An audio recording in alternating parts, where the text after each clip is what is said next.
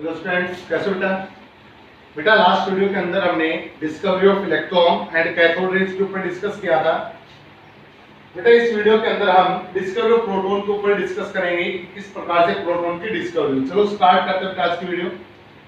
बेटा जब इलेक्ट्रॉन की डिस्कवरी हुई तब अलग अलग केमिस्टों के द्वारा एक बात बोली गई कि तो जो अपना जो एटम होता है वो कैसा होता है बेटा, इलेक्ट्रिकल न्यूट्रल होता है। जो अपना एटम होता है वो कैसा होता है बेटा, इलेक्ट्रिकल न्यूट्रल होता है। और इलेक्ट्रॉन पर कैसा चार्ज फाउंड आउट हुआ बेटा, इलेक्ट्रॉन पर नेगेटिव चार्ज मिला उन्हें। तो उन्होंने बोला कि जब इलेक्ट्रॉन पर नेगेटिव चार्ज है और एटम आपका टोटली न्यूट्रल है, तो न्यूट्रल तो तभी हो सकता है कि जितना नेगेटिव चार्ज इलेक्ट्रॉन पर उतना ही पॉजिटिव चार्ज और मिले हमें। तो जब एटम को न्यूट्रल साबित करने के लिए ये बात जरूरी होगी बेटा कि जो आपका एटम है उसके अंदर इलेक्ट्रॉन के अलावा कोई और पार्टिकल भी प्रेजेंट है जिस पर कैसा चार्ज प्रेजेंट है, पॉजिटिव चार्ज प्रेजेंट है। तो उस पॉजिटिव चार्ज पार्टिकल को डिटेक्ट करने के लिए सभी केमिस्ट क्या करने लगे बेटा, अपना अपना एक एक्सपेरिमेंट स्टार्ट करने लगे। अगर हम बात करें बेटा तो इलेक्ट्रॉन की डिस्कवरी के समय जो एक्सपेरिमेंट चल रहा था वो कौन सा चल रहा था बेटा, डिस्चार्ज ट्यूब का एक्सपेरिमेंट चल रहा था। तो सभी केमिस्टों ने क्या किया बेटा, उस डिस्चार्ज ट्यूब के एक्सपेरिमेंट को मॉडिफाई करना स्टार्ट कर दिया। किसी ने और ज्यादा प्रेशर को हाई अप किया, किसी ने प्रेशर को कम किया, किसी ने वोल्टेज को कम किया, किसी ने वोल्टेज को और ज्यादा हाई कर दिया, किसी ने गैसों को चेंज किया, किसी ने हाई डेंसिटी, किसी ने लो डेंसिटी गैस को फिल अप किया, किसी ने जो इलेक्ट्रोड बने बेटा उसके मटेरियल को चेंज करके किसी दूसरे मटेरियल के इलेक्ट्रोड को क्या किया, एडजस्ट किया। लेकिन 1836 के अंदर ध्यान से सुनना बेटा, 1836 के अंदर ई गोल्डस्टीन के द्वारा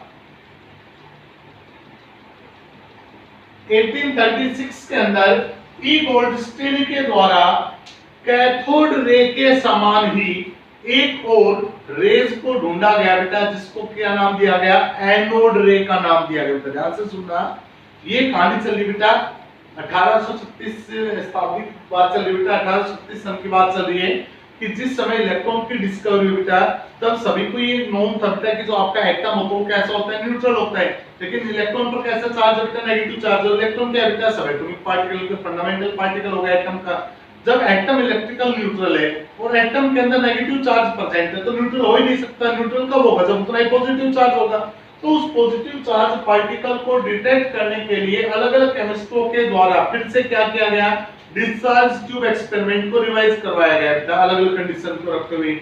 लेकिन 1836 के अंदर ई गोल्डस्टीन ने एक बात बोली बेटा कि जहां पर हमने कैथोड रे को प्रोड्यूस किया था वहीं पर एक और रे होती है बेटा जिसका नाम क्या है, एनोड रे। अब देखिए वो कैसे प्रोड्यूस होता है।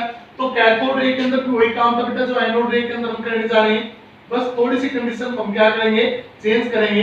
तो एनोड रे और कैथोड रे जो चल रहा था बेटा वो किसके अंदर चल रहा है, एक्सपेरिमेंट अपना डिस्चार्ज ट्यूब एक्सपेरिमेंट है, यही अपना एक्सपेरिमेंट चल रहा है बेटा। तो इस एक्सपेरिमेंट के अंदर क्या था बेटा, एक तो आपका ये कैथोड था, ये कौन था आपका एनोड था। यहाँ पर क्या लगा होता बेटा, वैक्यूम पंप। इसकी सहायता से हम इसके अंदर जो प्रेशर है उसको क्या करते हैं बेटा, इंक्रीज और डिक्रीज करते हैं। इनको हमने किसके साथ कनेक्ट किया बेटा, एक हाई सोर्स ऑफ बैटरी के साथ हमने इसको कनेक्ट किया हुआ है। ये इस प्रकार का एप्लीकेशन था। ये आपका पॉजिटिव चार्ज हो गया, ये कैसा हो गया, नेगेटिव। नेगेटिव वाले का नाम क्या रखा बेटा, कैथोड, और पॉजिटिव वाले का नाम क्या रखा था बेटा, एनोड। और आपने क्या देखा था कि एनोड से रेज निकलकर सॉरी कैथोड से रेज निकलकर किधर जाती बेटा, एनोड की तरफ। और ये जो रेज थी बेटा ये कैसी थी, इनविजिबल रेज थी बेटा। ध्यान से सुनना, जब इस एक्सपेरिमेंट में देखा गया तो क्या ऑब्जर्व हुआ बेटा कि यहाँ से कैथोड से कुछ रेज निकल कर किस साइड में जा रही है बेटा, एनोड की साइड में जा रही है। और ये जो रेज थी ये कैसी थी बेटा, इनविजिबल थी, यानी कि ये रेज हमें दिखाई नहीं दे रही थी बेटा, इनविजिबल रेज थी। और इन रेज की प्रेजेंस कैसे की गई बेटा, इन रेज की प्रेजेंस इस एनोड के पीछे क्या लगाई गई बेटा, एक स्क्रीन लगाई गई थी। किसकी लगाई गई थी बेटा, स्क्रीन, यहाँ पर जिंक सल्फाइड की स्क्रीन लगाई थी। जब ये रेज इस स्क्रीन पे जाके क्या करती थी बेटा, स्ट्राइक करती थी, तो यहाँ पर क्या प्रोड्यूस होती थी बेटा, चमक प्रोड्यूस होती थी, जिसके आधार पर हम बोलते थे कि यहाँ से कुछ रेज निकल रही है जो एनोड से निकलकर कैथोड से निकलकर एनोड की तरफ जा रही है। इनको हमने किसका नाम दिया था बेटा, कैथोड रेज। और उनकी प्रॉपर्टी के ऊपर भी डिस्कस किया था कि इन पर कैसा चार्ज होता है बेटा, नेगेटिव चार्ज होता है, क्योंकि इलेक्ट्रिक और मैग्नेटिक फील्ड के अंदर जो आपका पॉजिटिव पोल होता है उसकी तरफ क्या हो जाती है, डिफ्लेक्ट हो जाती है। लेकिन इसी एक्सपेरिमेंट को क्या किया गया बेटा, ई गोल्डस्टीन के द्वारा 1836 के अंदर रिवाइज किया गया। बस कुछ कंडीशन को क्या कर दिया गया बेटा, उसके द्वारा चेंज कर दिया गया। और कंडीशन को क्या चेंज किया गया बेटा कि अब की बार उसने जो कैथोड का इस्तेमाल किया ना बेटा, वो कैथोड उसने कौन सी ली, प्री-फोल्टेड ली बेटा, प्री-फोल्टेड। प्री-फोल्टेड का मतलब क्या है बेटा कि जो आपकी कैथोड है, इस कैथोड के अंदर क्या बने हुए बेटा, बारीक बारीक को होल बने हुए बेटा। इस कैथोड के अंदर बीच में क्या बने बेटा, बारीक बारीक होल बने हुए। और दूसरा क्या किया बेटा उसने कि इस गैस का जो प्रेशर है ना, वो 10⁻1 mm ऑफ Hg रखा बेटा। बेटा कैथोड की डिस्कवरी के समय इसके अंदर जो प्रेशर था वो 10⁻³ mm ऑफ Hg था, जो ऑलमोस्ट वैक्यूम था। यानी कि यहाँ पर कोई भी वैक्यूम का मतलब यहाँ पर प्रेशर काफी हद तक क्या था बेटा, वैक्यूम कंडीशन के नजदीक था। लेकिन यहाँ पर प्रेशर क्या रखा बेटा, इससे कुछ फालतू रखा गया। अब उसने क्या नोट किया बेटा, ये दो कंडीशन है जो बदली गई इसके द्वारा, ई गोल्डस्टीन के द्वारा। पहली कंडीशन क्या कि उसने प्रेशर को कितना मेंटेन रखा, इस ट्यूब के अंदर, इस डिस्चार्ज ट्यूब के अंदर जो प्रेशर मेंटेन हुआ वो हुआ बेटा 10⁻⁻1 mm ऑफ Hg। और जो आपकी कैथोड थी उसको कैसा रखा है बेटा, प्री-फोल्टेड। यानी कि इस कैथोड के अंदर जगह जगह पर क्या थे बेटा, बारीक होल थे। तब उसने देखा वोल्टेज सेम रखी बेटा, तब उसने देखा कि यहाँ से कुछ कलर, देखो बेटा ध्यान से सुना कि जो आपकी कैथोड रेस थी, इन दोनों में डिफरेंस भी समझते हुए चलना कि जो आपकी कैथोड रेस थी ये कैसी थी बेटा, इनविजिबल थी। कैसी थी बेटा, ये आपकी इनविजिबल थी। लेकिन यहां से उसने एक बात नोट की कि यहाँ पर कुछ कलर रेस प्रोड्यूस हो रही बेटा। क्या प्रोड्यूस हो रही है, यहाँ पर कुछ कलर रेस प्रोड्यूस हो रही बेटा। क्या प्रोड्यूस हो बेटा, यहाँ पर कुछ ये कलर रेज प्रोड्यूस होगी बेटा। अभी ये कंफर्म नहीं था बेटा किस साइड से आ रही है, कहां से आ रही है। यहाँ पर क्या प्रोड्यूस होगी बेटा, यहाँ पर प्रोड्यूस होगी आपकी कुछ कलर्ड रेज। और इस प्री-फोल्टेड कैथोड के पीछे वही जिंक सल्फाइड की क्या लगाई गई है बेटा, स्क्रीन लगाई गई। इसके पीछे क्या लगाई गई बेटा, ये जिंक सल्फाइड की स्क्रीन है। ये जिंक सल्फाइड की क्या हो गई बेटा, स्क्रीन हो गई। और यहाँ पर क्या नजर आ रहा है बेटा, कलर्ड रे। तब उन्होंने देखा कि इस जिंक सल्फाइड की स्क्रीन पर कुछ फ्लोरोसेंट प्रोड्यूस हो रहे हैं, कि कुछ चमक क्या हो रही है बेटा, प्रोड्यूस हो रही है। तो इसका मतलब क्या है बेटा कि ये जो कलर्ड रेज है, ये कलर्ड रेज किस डायरेक्शन में मूव कर रही है बेटा, कैथोड की डायरेक्शन में क्या कर रही है, मूव कर रही है। और इन रेज का नाम क्या रखा गया, एनोड रेज, क्योंकि कहां से एमिट आउट हो रही है बेटा, एनोड की डायरेक्शन से एलिमिनेट आउट होकर कैथोड की डायरेक्शन में जा रही है। तो इसका नाम क्या रखा गया बेटा, एनोड रेज। क्या नाम रखा बेटा इनका नाम रखा गया एनोड रेज। तो ध्यान से सुनना, जब कैथोड की डिस्कवरी हुई बेटा तो कैथोड रेज हमारे पास कैसी थी, इनविजिबल थी। इसकी प्रेजेंस भी इसके पीछे लगी हुई जिंक सल्फाइड की स्क्रीन से क्या की गई, महसूस की गई। उस समय एनोड को प्री-फोल्टेड रखा गया था, लेकिन अब के बाद एनोड को कंप्लीट रखा गया और कैथोड को प्री-फोल्टेड रखा गया बेटा। तो जब यहाँ से एनोड रे की डिस्कवरी बेटा, तो बात आती है कि एनोड रे का कारण क्या है बेटा, इनकी इसके ओरिजिन का कारण क्या है। ये जो एनोड रेज है, क्या ये एनोड रेज एनोड के द्वारा एलिमिनेट की जा रही है या इसके अंदर जो गैस भरी बेटा उसके द्वारा ये रिलीज की जा रही है। तो यहाँ पर देखना बेटा, इसके अगर हम ओरिजिन की बात करें, अगर हम इसके ओरिजिन की बात करें, ओरिजिन ऑफ एनोड रेज की बात करें, ओरिजिन के अगर हम इसकी बात करें, ओरिजिन ऑफ एनोड रेज की अगर हम बात करें, तो ध्यान से सुनना बेटा। बेटा यहाँ पर हमने क्या भरी, इनके बीच में गैस भरी है बेटा। तो ये आपके गैसेस पार्टिकल हो गए, और ये गैसेस पार्टिकल है, प्रेशर यहाँ पर क्या कम है, तो यहाँ पर सबसे ज्यादा क्या है, गैसेस पार्टिकल आपके बहुत ज्यादा मात्रा के अंदर यहाँ पर गैसेस पार्टिकल प्रेजेंट है। वोल्टेज क्या बेटा, हाई है। बेटा जब इस गैसेस पार्टिकल पर एक पोटेंशियल डिफरेंस प्रोड्यूस किया जाएगा, ध्यान से सुनना, जब गैसेस पार्टिकल पर क्या प्रोड्यूस किया जाएगा, पोटेंशियल प्रोड्यूस किया जाएगा, तो ये गैसेस पार्टिकल बड़ी आसानी से इलेक्ट्रॉन को क्या कर देंगे बेटा, लूज कर देंगे।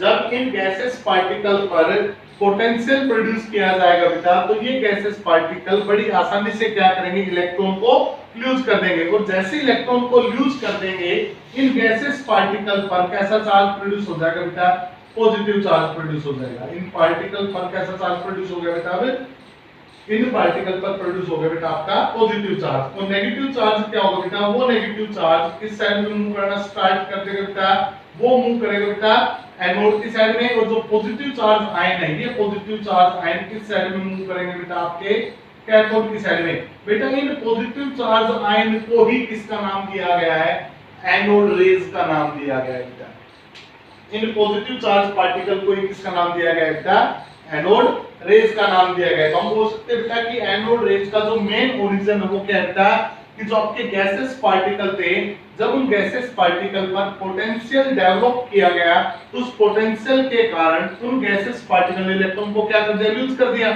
और जैसे वहां से इलेक्ट्रॉन यूज हो गए तो गैसेस पार्टिकल पर कैसा चार्ज आ गया, पॉजिटिव चार्ज आ गया। पॉजिटिव चार्ज आने के कारण वो नेगेटिव टर्मिनल की तरफ क्या करने लगे बेटा, फ्लो करने लगे और कलर्ड रेज के अंदर फ्लो करने लगे, जिसका नाम हमने क्या रख दिया बेटा, एनोड रेज। ये था बेटा इसके ओरिजिन का मेन कारण। अब आगे सुनना बेटा, जब उन्होंने यहाँ पर देखा कि यहाँ पर जो हमारे पास जो रेज प्रोड्यूस हो रही है, जो नेगेटिव चार्ज आयन हमारे पास जो प्रोड्यूस हो रहे हैं, इन पॉजिटिव चार्ज आयन का अगर मास कैलकुलेट किया जाए, चार्ज कैलकुलेट किया जाए तो क्या होगा। तो उन्होंने क्या किया बेटा, ई गोल्डस्टीन ने इनका चार्ज मास रेशियो निकालने की कोशिश की। ध्यान से सुनो बेटा, अब हम बात करें एनोड रे के बाद, कैथोड रे के बाद ईएम रेशियो की बात करें, प्रोटॉन प्रोटॉन बाद बोलेंगे इन्हें। तो हम क्या करते हैं बेटा, इन आयन के, इन पॉजिटिव चार्ज आयन के क्या करते हैं, ईएम रेशियो को कैलकुलेट करने की कोशिश करते हैं। तो उन्होंने देखा बेटा कि अलग अलग गैसों के लिए जो ईएम रेशियो है, चार्ज बाय मास रेशियो जो होता है इनका, चार्ज बाय मास जो रेशियो है वो कैसा है बेटा, different for different type of gases. अलग अलग गैसों का जो चार्ज मास रेशियो था वो कैसा बेटा, अलग अलग था। ध्यान से सुनना बेटा, जो हमने कैथोड रे के ऊपर डिस्कस किया था, तो कैथोड रेज के अंदर जो पार्टिकल प्रेजेंट था इलेक्ट्रॉन, उस इलेक्ट्रॉन का चार्ज मास रेशियो क्या था, सेम आया था।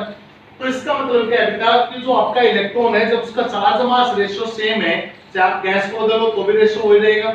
सब्सटेंस के जो इलेक्ट्रोड बने उनके मेटेरियल को बदलो बेटा तो भी चार्ज मास रेशियो क्या रहेगा, सेम रहेगा। तो इसका मतलब उसके अंदर नो चेंज है, तो इसका मतलब वो क्या है, फंडामेंटल पार्टिकल है। लेकिन यहाँ पर ही आपका फंडामेंटल पार्टिकल अभी से नहीं बना बेटा, क्यों, क्योंकि गैसों को बदलने पर चार्ज मास रेशियो भी क्या हो रहा है बेटा, बदल रहा है बेटा।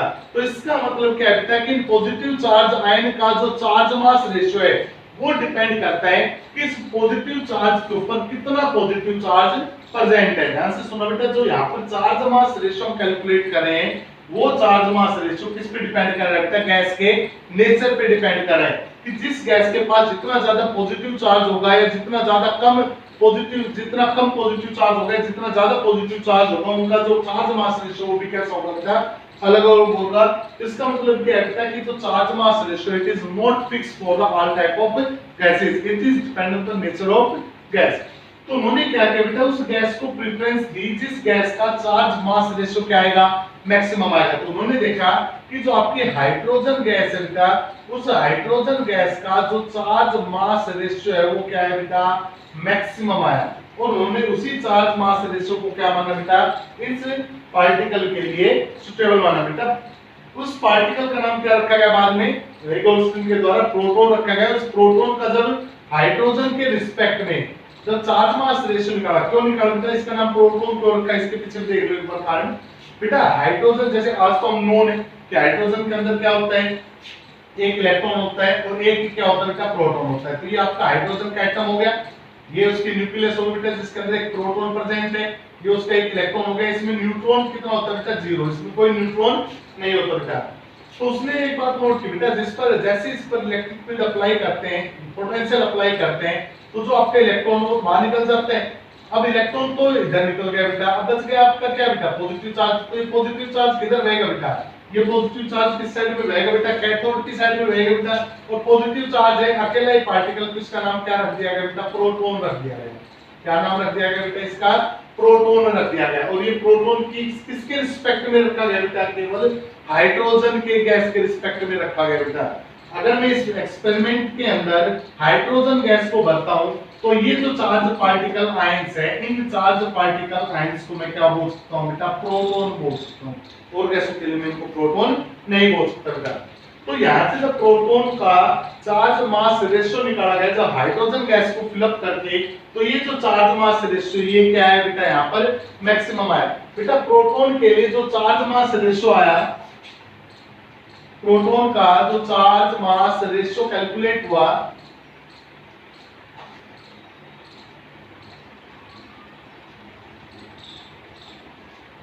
तो प्रोटॉन आपका, उस प्रोटॉन का जो चार्ज मास रेशियो कैलकुलेट हुआ बेटा, वो कैलकुलेट हुआ 9.58 into 10⁻⁷ coulomb per KG.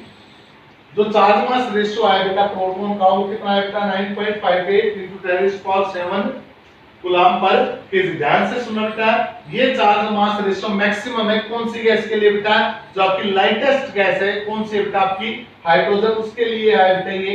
Second, अगर इस पर चार्ज की बात करें तो इस इलेक्ट्रॉन का जो चार्ज कैलकुलेट हुआ बेटा, वो इलेक्ट्रॉन के चार्ज के बराबर हुआ बेटा। जो इसका इलेक्ट्रॉन का जो चार्ज था वो कितना था बेटा, इलेक्ट्रॉन पर चार्ज था आपका 1.6 into 10⁻⁹ कूलम। वही चार्ज किस पर ऑब्जर्व हुआ बेटा, आपके प्रोटॉन पर। इलेक्ट्रॉन पर वो नेगेटिव था, इस पर कैसा महसूस हुआ बेटा, वो पॉजिटिव चार्ज। तो इसका जो पॉजिटिव चार्ज है वो है बेटा 1.6 into 10⁻⁹ कूलम। ये किसका चार्ज आ गया बेटा, प्रोटॉन का चार्ज आ गया। अब प्रोटॉन का मास अगर हमें कैलकुलेट करना है तो मास कैलकुलेट करें, फार्मूले में वैल्यू पुट कर दो बेटा। ईएम रेशियो की वैल्यू ये बेटा, आपका चार्ज की वैल्यू रही, क्या कैलकुलेट करो बेटा, इसका मास।